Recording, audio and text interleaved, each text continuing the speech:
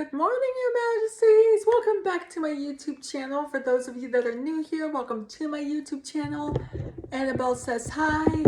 And happy day 6 of Princessgiving. Now, before I get into today's video, I want to give a huge birthday shout out to my girl, Kylie Smith. Happy birthday, Kylie Smith. If you're watching this, I love you so much and I hope you have the best birthday ever and that you have fun. I love you so much. So, this is going to be chapter 5 of the Chronicle of Life, as you guys have heard in my other videos. You know what? I'm just going to be saying it every time I read the story of this series. So the Chronicle of Life. So Adam McIntyre is going on tour on February, and I'm going to be meeting him on February 25th. And his tour is called the Chronically Online Tour. And I just think it's so unique, so beautiful. And and on December 2nd, it'll be a year since I became a mucker. So, yeah. So, okay. So this story, chapter 5, I don't know if I could say this word, unalive again. Okay. So it goes pain. A sharp, intense pain. A sharp and intense pain. Vanessa felt that she was about to die every time she fainted from pain. Oswald would open the shower and spray cold water on her, forcing her to wake up. It was torture. Vanessa floated and sank repeatedly in pain and coldness, almost dying. She endured over and over again. Forcefully holding on. In the end, she completely fainted from the pain. No matter how much cold water Oswald poured, she did not wake up. Oswald finally stopped and shook her chin. Don't pretend to be dead, Vanessa. Open your eyes. Vanessa did not wake up. On the contrary, her skin was boiling hot. What? He touched Vanessa's forehead and found she had a fever. Useless woman, Oswald cursed deeply. How's that useless? Okay. Oswald cursed deeply, wrapped a clean towel around Vanessa's body, carried her out, put her on pajamas, and called his family doctor to ask her to rush over immediately. On the big bed, the high fever caused Vanessa's originally pale face to turn red.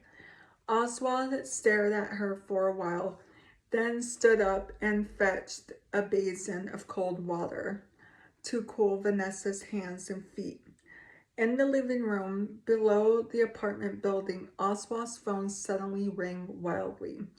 Oswald originally didn't answer, but it rang again and again.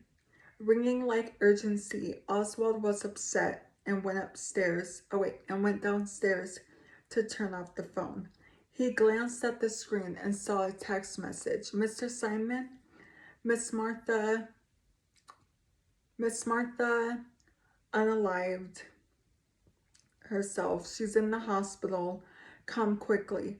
Oswald immediately picked up his coat and rushed to the hospital.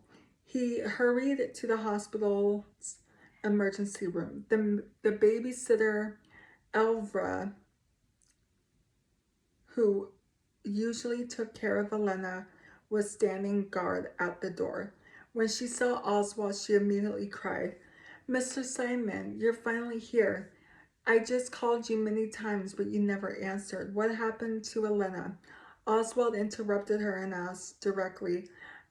Elvira said hurriedly, I don't know, Miss Martha's mood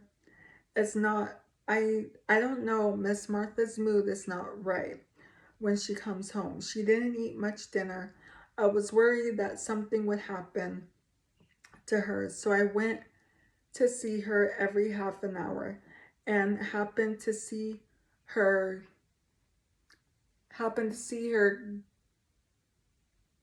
cut her wrist in the bathroom.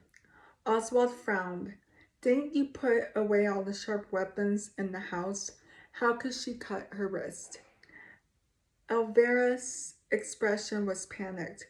She rolled her eyes and hurriedly said, I don't know. It's a dining knife. It might have been brought back and hidden by Miss Martha when she was out eating. Oswald didn't say anything else, mistakenly assuming that Elena had secretly hidden the knife after he left with Vanessa. He stayed outside the emergency room for half an hour. The door was open and the doctor came out. She's fine now. Fortunately, she was sent here in time, the doctor said, but the patient's body is full of wounds. Is she habitually self-mutilating? Oswald's tightened his lips and didn't say anything. Even glanced at Oswald and answered the doctor. Yes, something happened 2 years ago and left a psychological shadow, so she hurt herself when she was stimulated. This is not Mrs. Martha's first time trying to commit unalive. After the doctor heard this, he gave his own advice to Elvira, echoed. At the same time, she did not forget to carefully observe Oswald's expression. After sending the doctor away, Elvira said, Well, what is Mr. Simon busy with today? Why didn't you send Miss Martha home? After Miss Martha returned, she said. Elvira deliberately hesitated for a moment before she said you didn't want her anymore and you disliked her for being dirty. She said that Miss Simon was the only one in your heart. Therefore, the moment you heard that she was leaving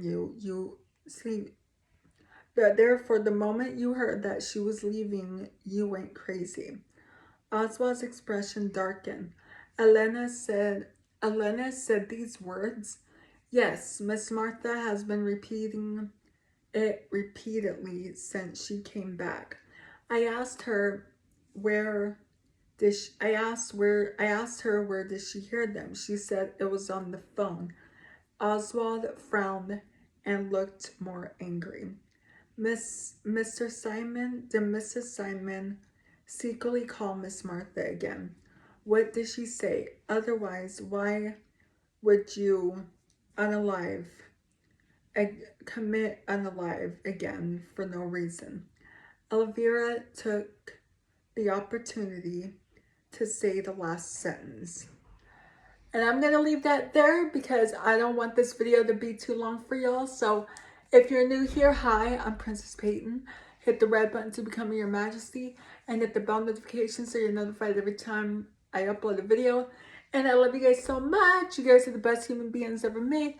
And you're the king of my heart and the song lyrics of Taylor Swift. And I will see you guys in tomorrow's video. And Annabelle says she will too. Okay, love you guys. Bye. Mwah.